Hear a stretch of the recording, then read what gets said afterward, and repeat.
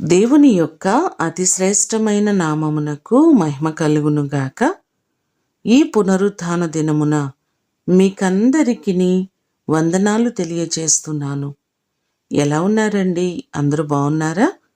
ప్రతిరోజు మీ కొరకు, మీ కుటుంబాల కొరకు ప్రార్థన చేస్తున్నాం. మీరు కూడా మా కొరకు, మా పరిచర్యల కొరకు ప్రార్థించవలసిందిగా ప్రభువు పేరట మీకు తెలియచేస్తున్నాం. ప్రతిరోజు కూడా మా వాక్యాలను వింటూ మీ ప్రోత్సాహాన్ని కామెంట్ల రూపంలో తెలియచేస్తున్న మీకందరికీ ప్రత్యేకముగా నా నిండు వందనాలు తెలియచేస్తున్నాను. ఈ దినము మిమ్ములను బలపరచు దేవుని మాట. అనుదినము ఆయన మా భారము భరించుచున్నాడు. కీర్తనలు 68వ కీర్తన 19వ చరణం.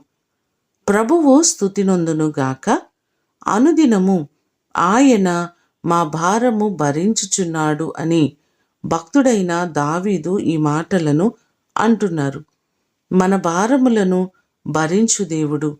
మనము తీర్చుకోలేని, సరిచేసుకోలేని ప్రతి పరిస్థితిని సరిగా చేయగలిగిన వాడు ఆయనే.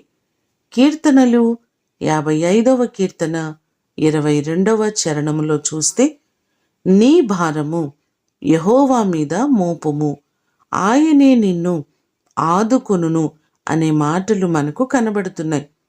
ఎన్నోసార్లు కుటుంబ భారాలు, బిడల భారాలు, బాధ్యతలు వీటన్నిటినీ మనము సరిగా నిర్వర్తించలేకపోతున్నాం. ఎన్నో మారులు కృంగిపోతున్న పరిస్థితుల్లో, అనేకమైన ఆలోచనల చేత నలిగిపోతున్న పరిస్థితుల్లో మనము కనబడుతున్నాం.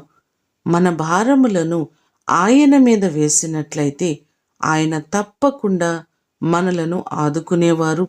మన పరిస్థితులన్నిటినీ సరిచేసే దేవుడు ఆయనే. మీకున్నటువంటి ప్రతి భారమును దేవుని మీద వేస్తే, ఆయనకు అప్పగించినట్లయితే దేవుడు మీ సమస్యలన్నిటి నుంచి ఓ మంచి పరిష్కారాన్ని చూపించగలిగిన వారు.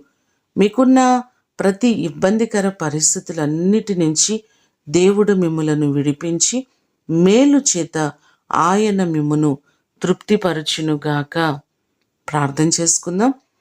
పరిశుద్ధుడైన తండ్రి, మీ పాదములకు వందనాలు, స్తోత్రాలు.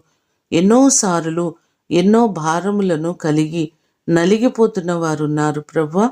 ప్రతి వారిని జ్ఞాపకం చేసుకొని ఏ విషయంలో వారు ఇబ్బంది పడుతున్నారో, ఏ విషయంలో నలిగిపోతున్నారో ప్రతి విషయంలో మీరు సమాధానమును కలుగ చేయండి.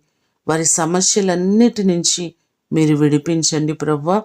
ప్రతి వ్యక్తిని నిండారులుగా దీవించి వారు తలపెడుతున్న ప్రతి పని సక్రమముగా జరుగునట్లుగా మీరు కృప చూపించండి. ఈ దినము ఆరాధనలన్నిటిలో మీ సన్నిధి తోడుగా ఉంచండి.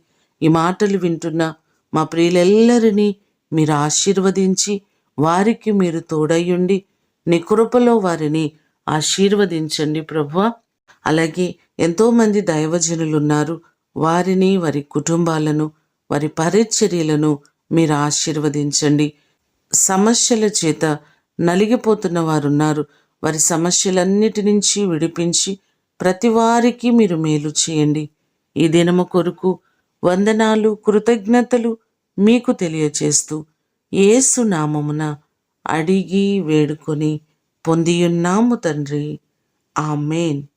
దేవుడు మిమ్ములను దీవించునుగాక.